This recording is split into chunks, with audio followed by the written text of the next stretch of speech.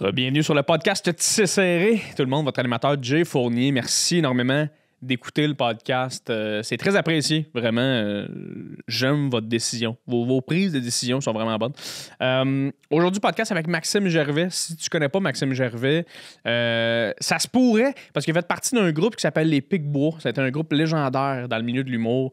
Ces gars-là ont roulé pendant 15 ans, qu'il nous a dit.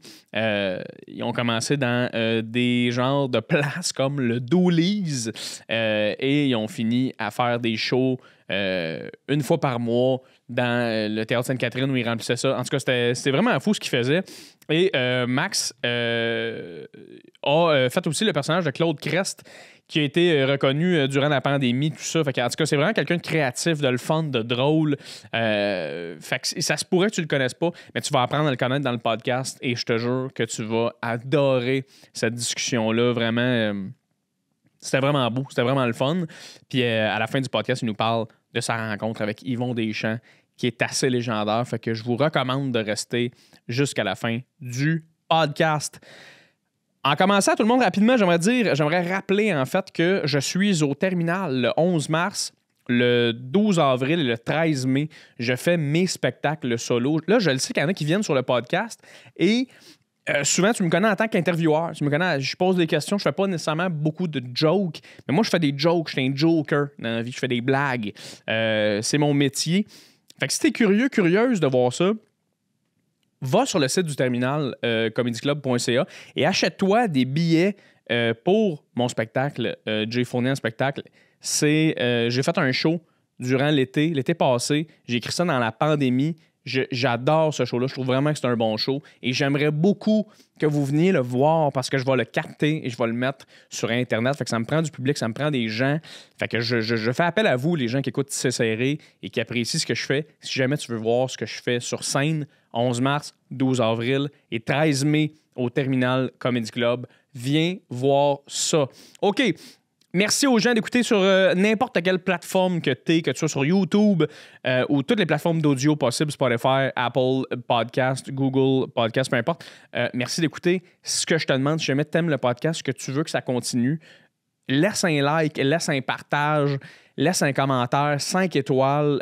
Si tu es sur YouTube, commente. Il y a beaucoup de gens qui commentent à chaque fois. C'est le fun, donc allez-y.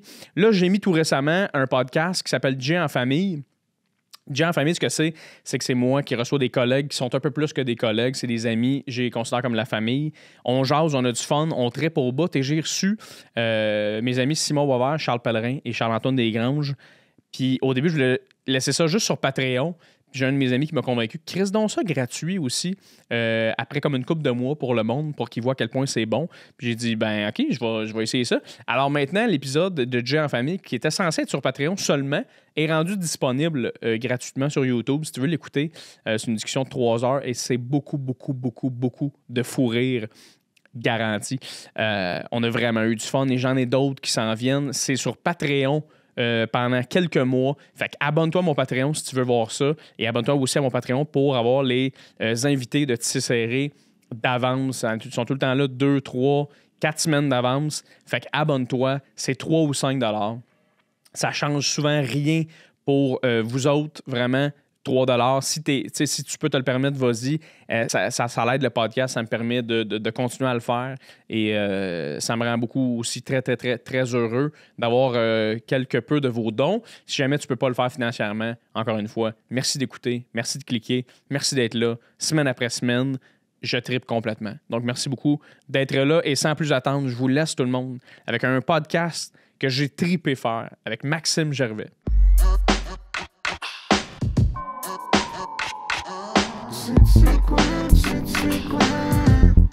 Confident. C'est quoi? Joseph. C'est quoi?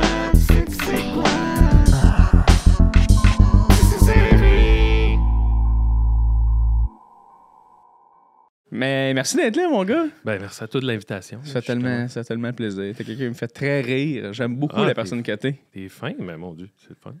Là, on est le matin, là. Je veux juste qu'on... Oui. Fait que, honnêtement, quand l'invitation, c'était pour le matin. Puis j'étais comme, ça va être le fun de... Ça va être une autre énergie.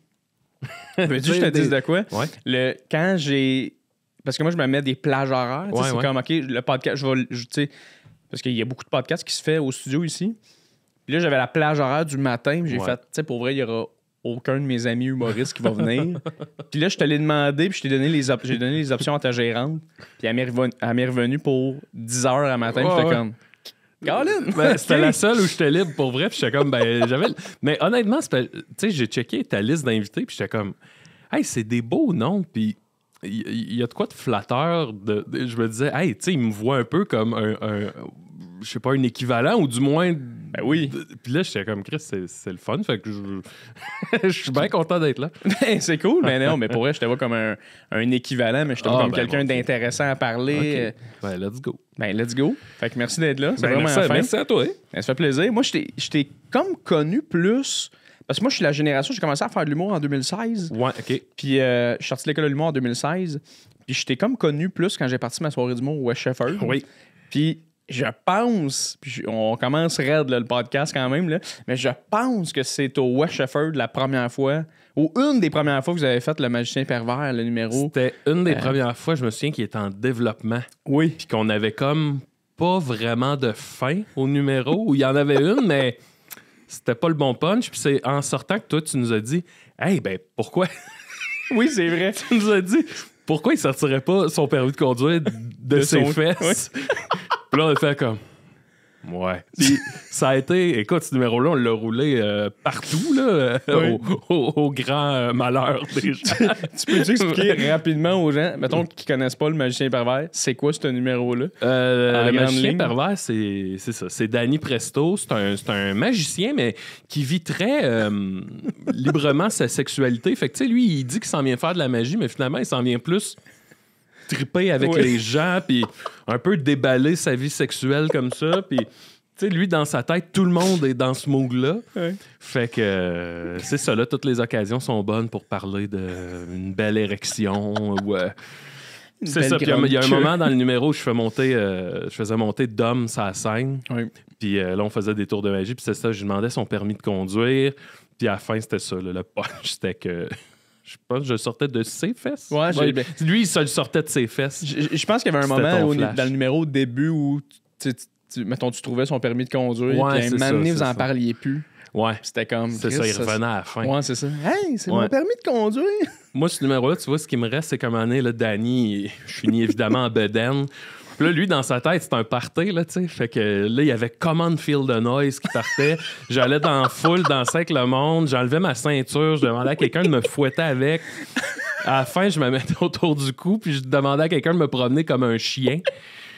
Puis, tu sais, moi, je pense ça a toujours été comme le truc en humour qui me faisait triper, quand il se passe de quoi pour vrai. Quand le monde est comme, ben voyons... Qu'est-ce que c'est ça? Sort du... Oui.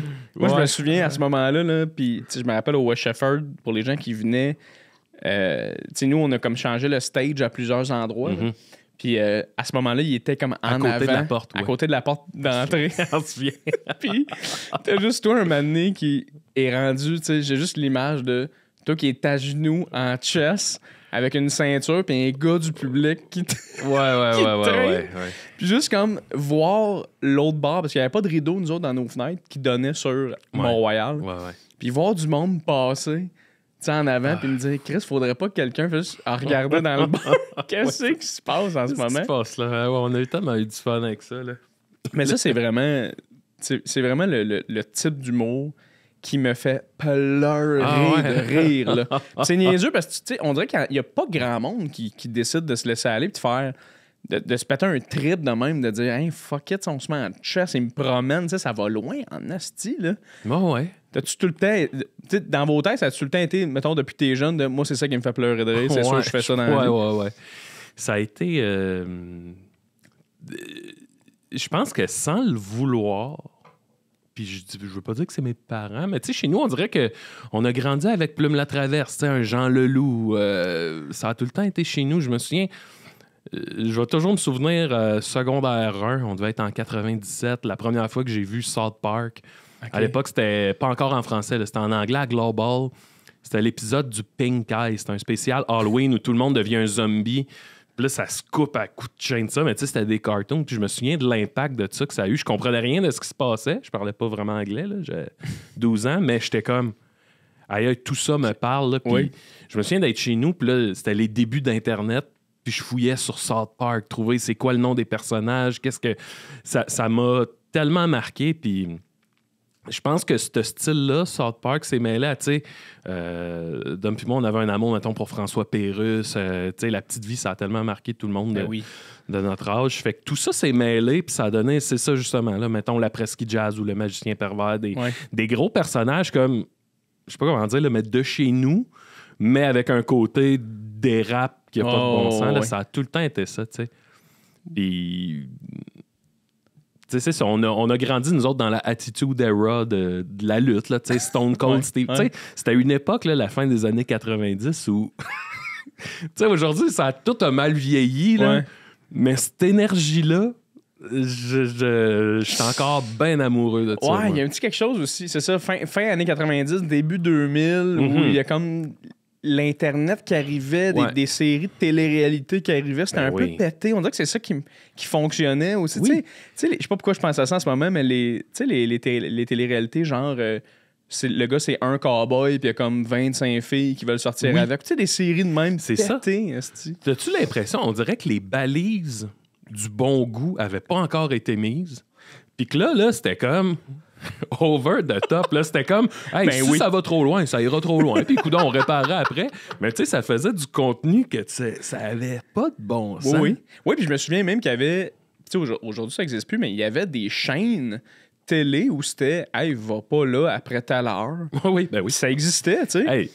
Canal Famille, à minuit, c'était de la porn brouillée là, qui jouait, peux-tu croire, là, tu sais. C'est pas Bleu Nuit, c'était quoi qui jouait là? Non, c'était comme un... J'en avais parlé avec Simon Portalance. C'était comme un partenariat que, le jour, c'est Canal Famille pour les enfants. Puis le soir, ça devenait comme un genre de super écran, mais brouillé, là, si tu ne l'avais pas. Okay. C'était vraiment de la porn, là. Pénis-pénétration. Ah ouais? Ouais. Fait que moi, je me souviens là, d'avoir comme 7 ans, puis là, il est passé 7 heures le soir, t'ouvres la télé, puis là, tu fais... Ce qui est pas si tard, tu sais. Non, c'est 7h30 pour de la porn brouillée. C'était drôle d'époque, tu sais. Toi, t'as connu le... Parce que moi, je veux dire, la première fois, je me suis masturbé ou j'ai vu de la porno. Puis là, il est 10h le matin. Il est quand même très tôt. Ça fait 5 minutes qu'on joue. La première fois, je me suis masturbé, j'avais une ceinture au cou. Puis j'étais... Non, ça commence super intense. Il est tard, Max, mais il y a du monde qui écoute le podcast. Il est 8h le soir. Ça. Mais... ça me fait juste... Tu sais, moi, c'était Internet. C'était le web. Mais il y a eu une époque où faut que tu te plugues sur ta télé, t'écoutes La Vallée des Plaisirs. C'est ça qui existe. As-tu connu cette ère-là? Oui. Ben c'est ça, là, je crois comprendre qu'on doit avoir... Moi, j'ai 37. Je sais pas... Moi, j'ai 27. On a 10 ans. C'est ça. C'est vrai de ça. Mais toute la différence est là. Ouais. Moi, mon pic masturbatoire, là, c'était... on n'avait rien. Là. C'était le samedi soir, Bleu Nuit à la télé. Puis tu sais... On dirait qu'on a un peu idéalisé Bleu Nuit, là, qu'est-ce que c'était, là, mais c'était t'ouvrais ça, là, t'attendais, là. Oui. Puis là, tu checkais dans le TV Hebdo, voir à quelle heure ça jouait. Puis là, c'était écrit « Les escarpins rouges ». Puis là, OK. Puis là, ça partait, là, tu sais, c'était plus des drames, des thrillers érotiques, là. Ouais. Puis là, t'attendais la scène, puis là, maintenant, elle arrivait, puis là, finalement, ça part à pub, puis c'est fini. Puis là, t'es comme « c'est pas facile ». C'est de merde, pas facile. Non, Bleu Nuit, c'était pas... C'était pas il y avait des trucs plus vraiment quasiment porno, là, mais... Oui. Mais pour revenir à ce que tu disais de South Park, excusez-moi tout le monde en passant, je suis parti sur une dérape. C'est pas grave. Mais c'est pas grave. Bien correct. J'ai un peu le goût de vomir présentement, mais ça va aller. Mais mettons, pour revenir à South Park, moi, je me souviens très bien que quand ça jouait, il fallait que je me cache un peu pour l'écouter, tu sais. Ah ouais? Mais tu sais, mes parents, ils savaient bien que... Hey, tu sais, je pense même pas qu'ils comprenaient le degré d'humour, mais tu sais, c'était comme... Hey, c'était intense quand même, South Park. Tu sais, au début, même, je pense que c'était pire qu'aujourd'hui. C'était crissement intense, les calls, tu sais, c'était élevé, c'était vulgaire. Ouais. Fait que j'avais comme pas tant le droit d'écouter ça. Quand t'as découvert ça, tu t'es mis à triper, mais tu te cachais-tu un peu pour écouter ça ou c'était-tu... Pas en tout. Non? Hey, moi, chez nous, c'est ça qui arrive. On était 3 gars. OK. C'était... mon père travaillait, ma mère était à la maison. Tu sais, ça, moi, je viens sans dire milieu ouvrier, là, mais tu sais, je viens classe moyenne. Là. Mon père travaillait, ma mère s'est occupée des enfants. On était 3 gars, 3 lionceaux, là, tu sais, qui se battent, puis que ça crie, puis ci, puis ça. Puis là, mon grand frère est en crise d'adolescence, puis... Tu sais, moi, j'étais l'espèce de artiste un peu... Fait que, tu sais, en tout cas, tout ça pour dire que mes parents, ils étaient très dans le laisser-aller, parce que je pense qu'anyway, il y avait juste ma mère pour gérer tout ça. Fait que, tu sais, après ça, que Maxime écoute les bonhommes vulgaires à la télé, là, c'était pas... tu sais, j'étais bon enfant, là, j'étais bon élève, là, j'étais pas... je faisais pas des fugues, là, mettons. Là, tu frappais pas dans les murs, toi, mettons. Là. Non. Non, chez nous, tout le monde est assez chill. Ouais? Ouais. Tes 2 frères, eux autres, tu dis que c'est toi l'artiste. Tes 2 frères sont pas du tout dans le même milieu? Mon grand frère, lui, c'était un joueur de foot. Il est un grand bonhomme. Là, aujourd'hui, il est prof d'éduc. Il y a mon petit frère que lui, il jouait au foot. J'étais le seul qui jouait pas au foot. OK. Puis lui, il est rendu caméraman. Là, il travaille dans les grandes stations. Ouais. OK. Ouais. Puis c'est drôle, on est 3 enfants complètement différents, mais aussitôt qu'on se retrouve, là, finalement, on est pareil. Ouais, ça même les mêmes... Tu sais, quand t'es jeune, hein, t'as l'impression que t'es bien différent de tout le monde, puis que t'es le mouton noir inaccepté. Puis finalement, aussitôt que tu te retrouves, tu fais « Ah non, OK. C'est juste mes goûts qui changent. Ouais, c'est ça, tu sais, que t'aimes telle affaire, puis pas moi, ultimement, on s'en crisse, là. On est overall pareil. On est sensiblement les mêmes personnes. Ouais, c'est ça. OK, fait que vous autres, vous étiez 3 gars quand même. Je veux dire, ça brasse quand même 3 gars dans une maison. Je là. me souviendrai tout le temps, ma mère ou mon père nous avait acheté des mini-hockey pour qu'on joue au mini-hockey dans le sous-sol. Je te jure, là, notre premier réflexe a été de taper des t-shirts après pour se frapper.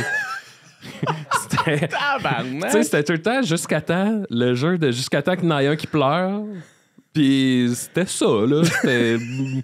Tu trouves les endroits qui font le plus mal, tu sais, les tibias, les... Ouais. Hey, c'était tellement le fun, là. On jouait à la lutte. Mon grand frère m'a déjà cassé un bras en jouant à la lutte. Mais voyons donc. Mais on avait du fun, là. Je me souviens... Le quartier, chez nous, quand je suis né, il y a des photos. Ma maison, c'est la seule maison. Là, tu viens de Valleyfield, right? Ouais, de Valleyfield. La maison, c'était la seule maison dans un champ d'un quartier en développement. Puis, tu sais, mettons, quand j'avais 6-7 ans, autour de nous autres, c'était juste des maisons en construction, des charpentes de maisons. Puis on allait jouer là-dedans. On jouait dans des maisons en construction, man. J'ai connu ça aussi. Débile. C'est comme... Imagine, t'as un paintball à toi tout seul, là, un terrain de paintball. C'était ça, là. Oui, puis tu sais, il y a des outils qui traînent, il y a des bouts de bois, il n'y a rien de fini. Tu sais, j'imagine que tu as connu les escaliers pas finis aussi. Tu montes un peu ces bouts de bois. C'est trippant, ça. C'est trippant au bout, là. J'ai vécu ça aussi, là. Super belle enfance, moi. C'est débile. Mais en plus, tu dis c'est un quartier en développement. Fait que tu as connu la forêt, tu as connu la banlieue. C'était vraiment un champ. C'est un champ. Ouais, les photos, là, c'est un champ de terre. Là. Puis ça s'est développé super vite. Là, c'est rendu un quartier avec des maisons. Oui, aujourd'hui. Fait que t'as connu la vie de banlieue, toi, quand même. T'as connu la vie de... Tu sais, là, t'es arrivé à Montréal. Y a-tu eu un clash, quand même? Là? Puis là, c'est que moi, en fait, après le cégep, j'ai quitté Valleyfield. J'étais allé faire mon université à Sherbrooke, que j'ai adoré. Après ça, je suis revenu à Valleyfield, où j'ai enseigné. Puis là... j'ai tellement eu de fun à Sherbrooke qu'on dirait en revenant à Valleyfield, j'avais des super bons amis puis c'était cool, mais là, la banlieue, j'ai fait aïe, c'est pas pour moi. J'étais en train de déprimer. Là. Parce que Sherbrooke, je sais que c'est une ville étudiante au bout, mais y a-tu des affaires à faire? C'est que mettons, tous les bands vont arrêter là, tu sais. OK. Tandis que, mettons, Galaxy va peut-être pas venir jouer à Valleyfield. Je comprends. Tu comprends? Fait qu'on était comme déconnectés de tout. Tu sais, pas tout le monde cool, là, mais mettons, mes amis, tout le monde s'en allait. Fait que là, tu finis... Des fois, quand j'étais revenu à Valleyfield, là, mettons, un mardi soir, j'étais en train de déprimer chez nous. Je faisais, je vais aller... J'appelais ça partir à l'aventure. J'étais comme, je vais partir marcher puis je vais essayer de trouver de quoi, tu sais. OK. Je partais 2-3 heures puis je revenais puis c'était rien passé. Même dans un bar, dans tout. Puis j'étais comme, aïe, OK. OK, tu rentrais dans un bar. Oui, je cherchais de quoi, tu sais. Juste, genre, y a-tu quelqu'un de le fun? Impossible. Puis je revenais chez nous puis j'étais comme, aïe, OK. Puis là, c'est ça. Je suis déménagé à Montréal, puis là, Hochelaga, je suis bien là-bas. Là. Ouais. T'avais-tu quand même une bonne relation avec tes parents? C'était quoi ta relation avec tes 2 parents? Qu'est-ce qu'ils faisaient dans la vie? C'était qui tes parents? J'aime ça que tu m'en parles. Ouais. Mon père, Lui, il travaillait à l'hôpital, il travaillait dans la cuisine à l'hôpital, puis à un moment donné, il est devenu délégué syndical. Fait que mon père, il a eu une carrière, somme toute, c'est ça, la défense des travailleurs, assez de gauche. Puis ça m'a pris du temps à m'en rendre compte, mais je pense que ça fait bien gros partie de moi. Tu sais, j'ai des valeurs bien... puis je sais que ça se voit pas tout le temps dans notre humour, dans Le Magicien pervers, mais j'ai un amour profond des gens... je sais pas comment dire. Mais ça se voit dans Le Magicien pervers, là, quand même. De people, là, tu sais. Oui, ouais, ça se voit. Non, ouais, je veux que les gens aillent bien. Puis, tu sais, j'ai tout le temps un genre de parti pris pour les underdogs, les laisser pour contre. C'est ça. Ça fait partie de moi. Mon père, qui était... tu sais, c'était vraiment la figure d'autorité, là, à la maison. C'était revenait de travailler, puis là, arrêtait de crier, tu sais. OK. On dirait qu'avec le temps, en vieillissant, puis tu sais, en vieillissant, je suis comme, OK, je suis pareil comme mon père. Ouais, je pensais que je ressemblais pas, puis là, je vieillis, puis tu sais, mettons, quand j'entends des enfants crier, je suis comme, aïe, je le comprends, Denis Gervais, là, qui revient chez eux, puis que ça se bat avec des mini-hockey, là, tu sais. T'as-tu vécu le moment où, tu sais, toute ta jeunesse, mettons, tu te dis, je suis tellement pas comme mon père, puis là, une année, tu te dis une phrase, puis tu fais, boy, ça, c'est mon père. Ah ouais. À la planche, là. Cet été, je suis dans un festival de musique avec ma blonde.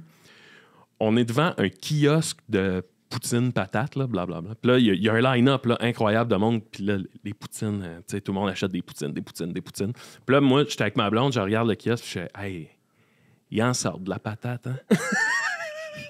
Puis là, tu sais, ma blonde, elle réagit même pas tellement à la phrase. Elle est comme... Elle veut rien dire. Ouais. Puis là, c'est moi tout seul dans la tête qui a fait que... Ah, tabarnak. Je suis rendu Denis Gervais. Je suis rendu Denis Gervais. Il y en a de la patate. Mon père, il rentre dans une salle de spectacle. Là. Premier réflexe, c'est qu'il compte les places. Là, il fait 200 personnes quand même. Hein? Puis moi, je suis pareil.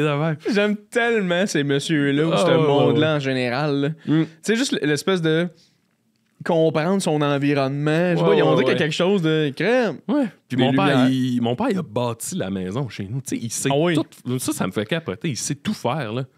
Moi, tu me demandes, fais-moi un solage, là. Oui. Je suis même pas sûr que je sais c'est quoi. Oui, c'est ça. Lui, il l'a fait. Là, t'es comme tabarnak, man, les messieurs. Ah, c'est insane, ça. Mes parents aussi, là, ils faisaient ça, genre, tu sais, notre première maison, on l'a construit. Tu sais, il y avait de l'aide à gauche, à droite, mais les oncles. Ouais, mais tu fais comme, comment? Je me fais zéro confiance pour tout ça, là, tu sais. Mais c'est vraiment une affaire de génération. Mais moi, tu sais, on dirait que, je sais pas pour toi, là, comment t'es dans la vie, tu sais, comment t'étais, ou même... Tu sais, même tes frères, je sais pas s'ils sont pareils que toi, mais tu sais, moi, on dirait que je suis rendu à une étape dans ma vie où je me dis, hey, j'assume que je suis pas ce gars-là. Il y a longtemps où j'ai fait, j'aimerais ça, mais à un moment donné, t'assumes, je ne suis pas ce gars-là. T'as-tu eu ce thinking-là dans ta vie par rapport à plein d'affaires de, hey, finalement, je suis pas de même? Ouais, ben, tu sais, je pense.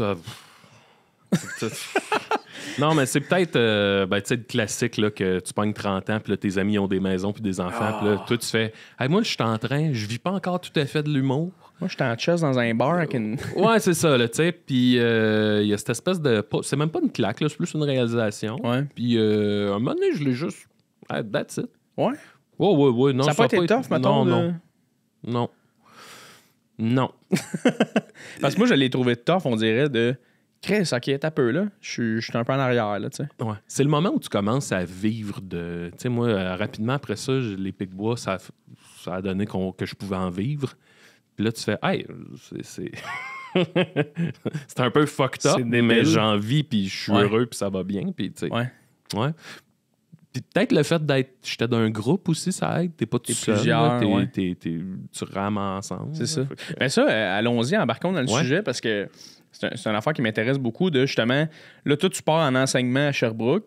Ouais. Tout au départ, tu veux enseigner. Mais y a-tu derrière, y a-tu dans ta tête un espèce de feeling de hey, moi, je veux vraiment être dans le milieu des arts, je veux vraiment être humoriste, ou t'avais-tu ce rêve-là, puis tu t'es dit ça se passera pas? Ouais. Ouais, c'est ça. Ben, je pense que ce qui arrive, c'est peut-être que je suis une personne insécure, fait que j'avais besoin d'avoir un genre de plan B. que je voyais à l'époque peut-être que je vivais dans le déni puis que j'essayais de voir l'enseignement comme mon plan A. Là. Mais je pense que profondément dedans, je savais que c'était l'humour ou en tout cas quelque chose par rapport aux arts. Là. Fait que, ouais, ça a tout le temps été ça. Fait que moi, pendant un bout, j'enseignais, puis je me gardais du temps de libre sur le côté pour l'humour. Puis tranquillement, pas vite, tu sais, là, mettons, en enseignement, j'ai dit, hey, je vais juste faire de la suppléance, ça va me laisser plus de temps pour l'humour. Puis tranquillement, pas vite, la balance est allée du côté de l'humour. Okay. Puis à un moment donné, j'ai juste regardé mon agenda, puis je suis dit, hey, j'ai assez de show pour en vivre, puis clac, j'ai fait le switch. J'ai pas fait un grand saut dans le vide, moi, là. OK. Là. Fait que là, t'enseignes plus, ça fait longtemps que t'enseignes plus, là. 4 ans peut-être, 4-5 ans là, que j'enseigne plus. Puis ça se passe. Là. Certain, ça se passe. Je me sens vraiment privilégié. Là, choyé. Les Pic-Bois, on avait des fans. T'avais des dark. Tu sais, il n'y a pas beaucoup de gens en humour, de groupes, je trouve, qui le vivent, mais quand t'as des die-hard fans, tu sais, du monde qui capotent sur ce que tu fais. Là. Ça, tu peux aller loin. Là. Tu peux aller loin avec eux autres. Là. Justement, vous faisiez vos shows par mois, puis vous faisiez beaucoup de projets que les salles étaient pleines parce que c'était tout le temps votre monde qui tripait complètement. Ouais. Ça devait être malade, ça, ce bout-là. Là. Ouais, c'est fou. Ben, en fait, quand tu te rends compte, moi, je pense que c'était à ZooFest que je m'en suis rendu compte, un genre de « Hey, il se passe de quoi? » Puis là, tu sais, t'entends parler du show que tu fais à gauche, à droite. Puis ce qui était malade, c'était qu'on n'avait pas nécessairement de couverture médiatique, nous autres. On n'était pas médiatiquement sexy. Okay. Je sais pas, on n'a jamais été l'espèce de tête d'affiche, là, tu sais. Mais tu sortais dans la rue, puis d'un bar, puis ce que tu entendais, c'était « Hey, faut que tu vois la Ligue d'impro des Pic-Bois. Faut que tu vois... on avait fait le cégep spectacle. On avait fait des spectacles de frites et moules. Puis il y avait tout le temps l'espèce de buzz qu'on entendait, mais dans l'underground. Puis moi, ça me flattait pour vrai parce que... Ben, je te l'ai dit, mais mes héros, c'était des mononcles Serge. C'est tout du monde qui offre dans l'underground, mais qui sont des genres de héros, des monuments, mais sous la terre, là, cachés. Là, ouais. Mais ça, pour moi, en plus, on dirait que c'est quasiment un peu plus sexy. Là, de voici quelqu'un de légendaire, mais faut que tu creuses un peu pour le trouver. T'sais, on dirait qu'il y avait ça aussi comme aspect de... la Ligue d'impro, les projets que vous avez fait de hey, c'est malade, mais c'est pas connu de tout le Québec. Il y avait un petit feeling. Je pense que les Denis, ça a fait ça un peu pendant des années. Ça a été long, là. Fallait que tu connaisses les Denis. Fallait que tu fasses ton petit bout de chemin pour être au courant. Puis là, maner de sous-écoute. Puis après ça, rince crème. Puis aujourd'hui, c'est comme des dieux puis de ce qu'ils font. Là. Ils vivent de ce qu'ils font, puis très bien malade, là, maintenant. Là. Mais ils ont un pied dans le mainstream. Là, je trouve ça magnifique. Là, c'est vraiment cool. Puis y a-tu un moment donné où même, vous autres, en tant que groupe, vous avez fait « Hey, tu sais là, on aimerait ça allait d'être plus connu, de faire plus de trucs. » Y a-tu eu ce moment-là où tout le long, vous étiez comme « Hey, pour vrai, on le fait pour nous autres, puis on s'en sac, puis nous autres, on aime ça. » Il y a eu, je pense, 2 ans plus tough. Là. C'est que, tu sais, mettons, nous autres, on a commencé en 2008, mettons. Là, t'arrives, puis là, on était comme le nouveau duo absurde, puis là, tu sais, on se faisait notre place, blablabla. Puis là, maintenant, tu sais, ça plafonnait un peu.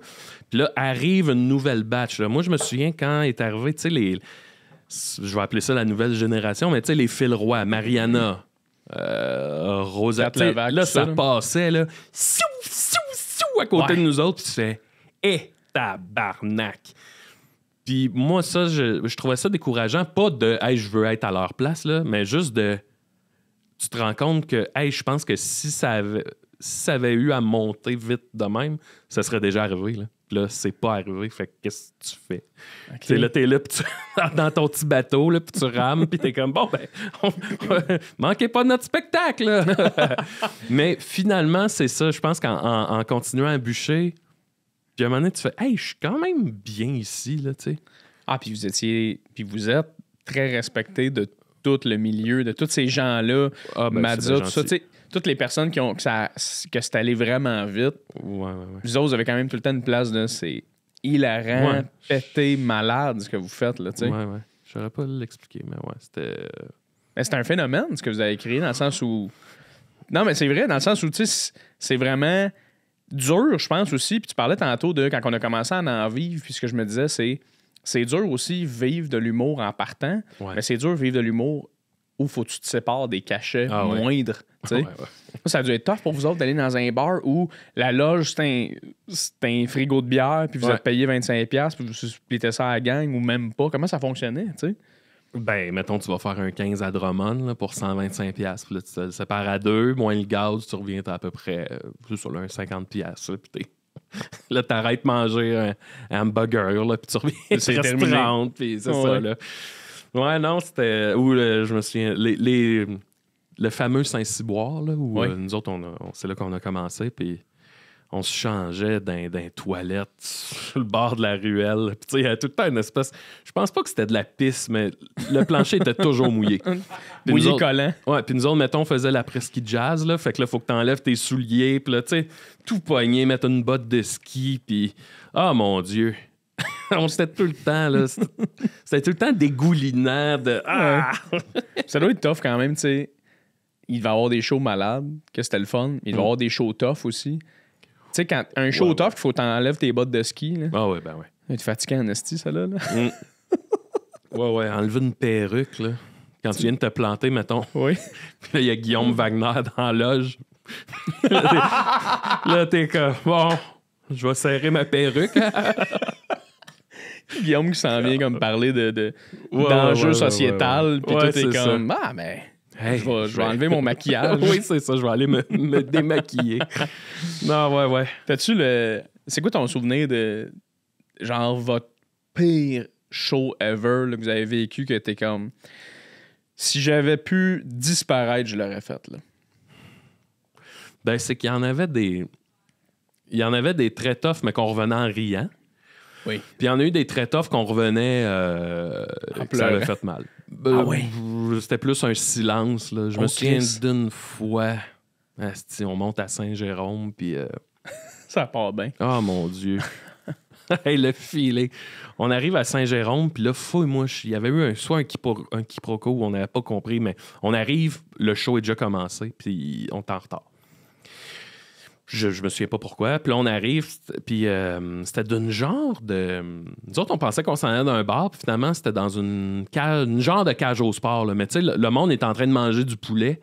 Puis là, nous autres, on arrive, puis c'était dans nos débuts. Là, on faisait un numéro qui s'appelait « La petite fille qui voulait pas manger de biscuits ». Puis en gros, c'est que moi, je dis que je vais raconter une histoire à Dom. Puis c'est que je raconte mon histoire, mais tout s'en va toujours vers du caca, tu sais. Puis c'est peu importe ce que je dis, c'est sûr... Ça finit par je parle de caca. Puis, tu sais, là, dit de même, ça a l'air n'importe quoi, mais ça marchait, tu sais. Mais ça marchait d'un bar, esti, à 9h le soir, là, à 10h. Puis là, on arrive, le monde mange du poulet, puis écoute, c'est... Tu sais, le monde est choqué après nous autres, là, puis on le voit, là, t'entends des ustensiles qui... Oh, Chris, OK, là. Puis là, on sort de scène, puis l'animateur, c'était Julien Tremblay. Puis il nous donne, là, il nous chicane. Ah, on est Dom puis moi assis. Puis là, je me souviens, il nous disait... Qui trouve ça drôle? Puis là, on dit, ben, il y a du monde qui trouve ça drôle. Ah ouais, qui? Où? Parce qu'ils sont pas là, là. Puis là, puis là, après, écoute, je me souviens, là, le propriétaire, le producteur nous donne notre chèque, là, puis il nous le donne avec un « vous le méritez pas ». Mais tu sais, puis c'est 125$, là, à 2. Puis là, il nous donne le chèque, on le prend, puis on fait, nous autres, on va faire un bout de ça. Puis tu sais, tout le monde est comme, ouais.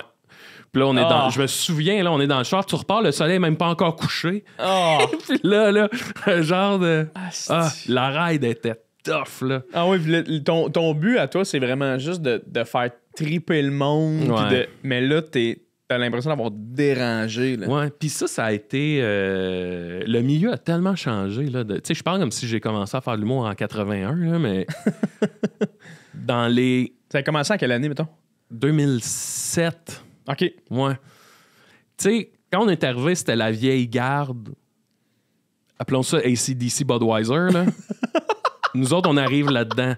C'était pré-Adib, mettons, là, tu sais. C'était avant... L'humour a comme... Là, je veux pas... non, vas-y. Bâcher, mais tu sais, c'était avant que l'humour retrouve ses lettres de noblesse. À cette époque-là, c'était plus des animateurs. Ben non, c'était des humoristes, là, mais tu sais, il y avait le côté animé, une soirée de bar avec un combat de filles dans le jello, là, tu sais, ça pouvait être ça, là, tu sais. Non, mais c'est pas des jokes. Non, mais je dis ça en tout respect, là. Mais nous autres, on fitait pas là-dedans. Non, mais plus ça, pour banter sur ce que tu dis, puis je veux dire, ce que tu dis, c'est absolument vrai. Les gens, pour les personnes qui écoutent présentement, dans les années 90, début 2000, peut-être pas 90, mais ouais, début 2000, les humoristes s'étaient connus. T'allais faire un gros show à Gatineau, tu revenais de là avec 700$. Ouais. Puis t'avais fait des shots de Jack. Des shots de Jack sur le sein d'une fille. Ouais, puis le monde se faisait sucer dans là. Ouais, C'était comme, moi, je vais être un humoriste. Puis il y en a qui sont restés pognés dans le carcan, mais il y en a qui disaient, moi, je vais devenir humoriste pour être une asti de rockstar de party. Puis ce qui est bien correct, c'est ça que tu veux. Là. Nous autres, on débarque, c'est que nos personnages de Michel et Jean-Michel qui font un presse-papier. C'était ça notre premier numéro. Là. Mais c'est drôle parce que c'était quand même ça aussi 10 ans avant. Les personnages pognaient beaucoup. Tous les humoristes en avaient un. Fait il y a eu vraiment une espèce de balancement. Puis après ça, c'est comme revenu. T'sais. Ouais. Mais c'est ça, on est arrivé nous autres d'un milieu, puis ça a tellement évolué. C'était. Je parle de la attitude era, là, de la lutte. C'est comme si nous autres, on arrive là-dedans. Tu arrives devant Stone Cold, puis toi, t'es comme habillé avec ta petite moustache. On n'avait pas rapport là-dedans. Puis c'est ça qui amenait qu'on se retrouvait tout le temps dans des contextes qui n'avaient pas de bon sens. Aujourd'hui, tu me proposerais d'aller jouer d'un genre de Saint-Hubert ou whatever, puis je serais « Hey, j'ai pas rapport là, moi. » Non, j'irai pas parce que j'aime pas ta soirée, là, mais parce que j'ai pas... personne va avoir de fun, là, Fait que... Mais dans le temps, on dirait que fallait tout que tu fasses, tu sais. Ouais. Puis il y avait comme pas de... Tu sais, maintenant, si tu veux jouer quelque part... en tant que groupe ou peu importe, il y a plein de bonnes places, même dans les bars, que ça va rentrer au bout, ça va être le fun. Tu sais, au West Shefford, vous aviez eu du fun, le monde tripait. Mais dans ce temps-là, il n'y avait pas beaucoup de soirées du monde non plus. Là. Fait que tu veux rouler, tu veux faire de l'argent, tu veux... Ben, il faut tailler là, au Valentine du coin, tu sais, puis... Hey, tu sais, à cette heure, c'est rendu que, mettons, tu veux casser une V1, tu fais « Hey, je vais aller à tel bar, parce que tel bar... » le public est généreux, puis ça va être bon pour ma confiance. Je saurais pas si mon numéro est bon, mais je vais casser mon numéro, puis je sais que je sortirai pas démoli, les gens vont être généreux avec moi. Fait que tu sais, t'es rendu que t'as même pour ta V1 un genre de hiérarchie des soirées à aller pour le développement d'un numéro. C'est un peu c'est pas fucked up, là, c'est hot. C'est merveilleux. C'est merveilleux, ça. Dans le temps, c'était pas ça, là. Tu pouvais casser, c'est ça, casser un numéro... d'un coin d'un Dooley's à Sainte-Julie, là, tu sais. Le monde qui joue au pool. Puis, Puis là, tu sors, tu dis « Ah, ça arrive! » Moi, dans ces moments-là, des fois, on dirait, puis tu sais, je veux dire, en plus, tu sais, je suis en stand-up tout seul. Ça m'arrive des fois de sortir de scène et de faire « Hey, c'est bizarre ce que je fais. » En ce moment, je suis dans un casino ou une place de... Tu sais, des fois, quand t'as des places un peu plus bâtards, tu fais « Hey, c'est fucké que moi, ma job, ce soit ça. » tu sais. Fait que j'imagine même pas dans un sketch en personnage de toi avec des bottes de ski, tu fais ça va loin. On apprenait sur le tas, nous autres. C'est ça, le juste. Un moment donné, on a catché. OK, le 4e mur, il se pourra pas, là. Ah oui? Tu sais, au début, on faisait des sketchs que le public n'existe pas. Là. On est d'un salon, puis on faisait un couple, Marcel et Denise, là, que ça s'appelait. Oui, là, je me souviens de ça. Il y avait un 4e mur. Puis là, tu sais, on faisait des bars, puis tu sais, hey, c'est bizarre, là. Le monde a quasiment le goût d'embarquer dans le sketch, puis là, t'es comme... Ouais, ça donnait « Voici les Pic-Bois », puis là, ça part, puis il n'y a même pas un « Bonjour, ça va », là. C'est genre « Bienvenue dans notre fiction », puis on vous déballe un texte. Ah, c'était quelque chose, là. Mais on a tout appris ça sur le tas, là, dans le temps, Y a-tu eu une espèce de coming out à faire? Je parle tout le temps de ça aux humoristes, mais t'as-tu eu un coming out à faire toi, par rapport à tes parents ou par rapport aux gens proches de toi de hey, moi je vais faire de l'humour puis est-ce que tes parents t'ont vu un moment donné en humour puis ont fait oh Chris c'est ça qu'il fait genre? T'as-tu juste oui ils ont tout le temps trippé? Je me souviens. Mes parents ont toujours su. Moi à 4 ans je faisais des spectacles sur Pourquoi chanter de RBO là. Je chantais I Want to Pong là. Wow. Fait que j'ai tout le temps fait des spectacles ou de quoi, tu sais, de l'impro au cégep. Puis c'est ça. Il y a un moment où les Pic-Bois, on avait fait ZooFest, puis je me souviens, mes parents étaient venus. Puis tu sais, mes parents, clairement, qu'ils étaient fiers de m'encourager, mais je pense pas qu'ils comprenaient ce qu'on faisait, tu sais. Eux autres, ils aimaient appelons ça les vrais humoristes, là, tu sais. Fait que, ils sont venus voir nos shows, puis je me souviens, la salle était pleine, puis il y avait, dans le public, il y avait Xavier Caféine. Puis Xavier, ben, tu sais, malgré que c'est comme un punk dans l'âme, mais on le voyait médiatiquement, il existait. Ma mère savait c'était qui. Puis je me souviens qu'après le show, ils m'ont dit genre « Hey, Xavier Caféine était là. » Puis Xavier est venu nous féliciter devant mes parents. Puis j'ai senti que ça, c'était comme un « Oh, OK. » Tu sais, ils ont une reconnaissance des gens qu'on voit à la télé, mettons. Wow! Ouais. C'est fou, ça. Ouais. C'est drôle parce que c'est vraiment... Puis même mes parents aussi, là, tu vois, tu sais, maintenant, tu vois quelqu'un à la télé, mettons, nous autres, on croise beaucoup de gens qui ont fait de la télé dans les bars, whatever. C'est pas impressionnant, mais il y a une partie de gens qui font Chris, Xavier Caféine. Ouais. C'est pas rien. ouais. Dernièrement, là, puis tu sais, il y a tout le temps des moments où je sens que là, OK, là, mes parents, tu sais, dans le documentaire de Claude Crest, là. Oui. Ça, on va y arriver. Ouais, aussi. OK, bon, ben, je vais vas-y. pas te devancer, mais dans le docu, on a réussi à avoir Yvon Deschamps, tu sais. Puis moi, j'ai envoyé, avant que le docu sorte, j'étais tellement content, j'ai envoyé le petit extrait à ma mère. Puis, tu sais, elle m'a rappelé tout de suite. Puis, je sentais qu'elle avait pleuré là, en l'écoutant parce que je pense que c'était l'espèce de confirmation que, OK, ça se passe, là, il y a de quoi qui marche. Là. Puis, ouais. C'est malade. Puis, allons-y, sautons, plongeons, Max. OK. Parce que, bon, c'est ça, tu sais, moi, je t'ai connu, vous étiez un groupe, vous étiez deux, puis après ça, éventuellement, Julien Bernatchez, il est rentré dans le groupe, fait que vous avez été longtemps un groupe, les Pic-Bois, puis tout le monde tripait bien raide, puis là, éventuellement, tu sais, toi, tu t'es mis à faire la figuration, Big Max. Ouais. Juste toi qui... Ça, pour les gens qui ne savent pas, juste toi qui fais de la figuration dans tout ce qui existe, et tu filmes tes moments à la télé, pis t'es comme, c'est Big Max. En tout cas, c'est puissant. Mais tu t'es mis à faire des trucs tout seul. Et Claude Crest, qui est ton personnage en ce moment, que je veux dire, il a fait complètement fureur, ce personnage-là. Quand tu l'as fait vivre un peu, qu'est-ce qui s'est passé entre toi qui es dans un groupe, puis toi qui fais, hey, je vais faire un personnage, puis finalement, tu t'en es peut-être même pas rendu compte, mais il a pogné comme ça n'a pas de sens. Peux-tu me raconter un peu comment ça s'est passé, tout ça? Oui. Non. Ben, en gros, c'est ça, ça a parti dans la pandémie aussi. Fait que, tu sais, déjà là, un groupe dans la pandémie, ça existe plus tant que ça. Ça existe sur Zoom. Là, puis on faisait, avec les Pic-Bois, on faisait le personnage du jour. Puis à toutes les fois qu'on se mettait live, il y en a un des trois qui arrivait avec un personnage, puis on le découvrait en lui posant des questions. Puis moi, à un moment donné, c'est ça... j'ai ouvert mon costumier, puis il y avait le veston, la chemise de Claude. Puis je l'ai juste mis, puis on dirait qu'il est apparu tout de suite. Puis dès que je l'ai fait le soir, j'ai commencé à recevoir des messages. Là, je me souviens, Sébastien Dubé, Denis Barbu qui m'écrit, puis qui est comme « Hey, il y a de quoi qui se passe là-dedans? » Puis là, 2, 3, 4, 5, 6 messages. Puis là, j'étais comme... C'est hot, quand même. Puis moi, j'avais eu du fun aussi, là. Même sans cette tape dans le dos-là. Tu l'avais aimé. Je pense que j'ai vraiment aimé ça le faire. Puis là, bon, pandémie oblige, moi, je me fais faire des capsules. Chez nous, tout seul, devant un green screen approximatif. C'était bon, ça. Puis là, ça décolle. Puis, peut-être que la pandémie a amené ça, mais tu sais, une espèce de réalisation de hey, je pense que... Je jasais un soir avec un de mes amis qui m'a dit hey, tu sais, la pandémie, ça nous a permis de nous rendre compte de quoi on s'ennuie, mais aussi de quoi on s'ennuie pas. Puis peut-être que là-dedans, je me suis rendu compte que hey, j'ai du fun à faire des trucs de mon bar puis de les amener où je veux. Puis tu sais, c'est ça qui arrive. Hein? Puis honnêtement, c'est pas tant ça qui a entraîné la fin des Pic-Bois. Là. Ça n'a pas tant rapport. Mais quand même, l'espèce de réalisation de hey, j'ai du plaisir à faire ces trucs-là. Puis tu sais, dans un groupe, ça reste une dynamique de faut que tu débattes de chaque virgule, de chaque mot.